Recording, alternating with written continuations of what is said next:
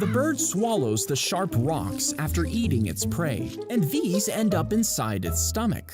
Now, this is because it doesn't have teeth to chew with. This is actually called gastrolithy. So birds have no teeth, as the video mentioned, but it goes into the pouch or the esophagus called the crop first, and from there goes into the stomach. Now the muscular part of the stomach is called the gizzard, where it starts grinding things, and that's where the rocks can help with digestion here.